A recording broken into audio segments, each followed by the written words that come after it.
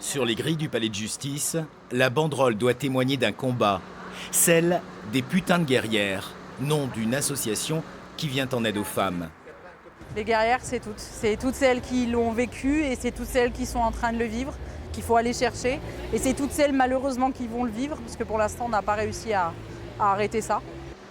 Depuis le début de l'année, 70 femmes sont mortes en France, tuées par leurs conjoints.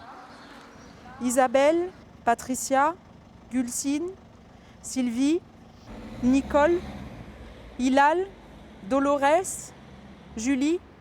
Rien qu'en Auvergne-Rhône-Alpes, 11 homicides sont à mettre sur le compte de violences conjugales.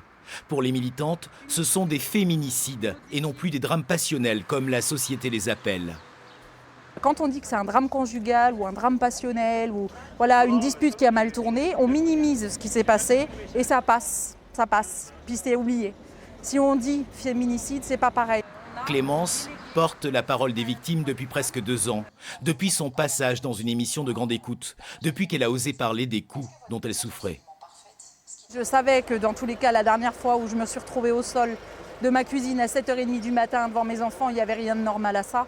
Je savais que c'était aussi la dernière et que je trouverais le moyen de partir. L'association Putain de Guerrières a déjà aidé 200 femmes à s'en sortir. Coup de pouce financier, geste de solidarité pour assurer le minimum, alors qu'il faudrait beaucoup plus. C'est pas possible.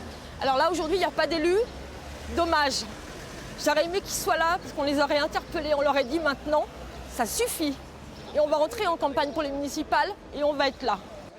Un nouveau rassemblement est prévu samedi, ici, ailleurs et à Paris, pour maintenir la pression sur les pouvoirs publics.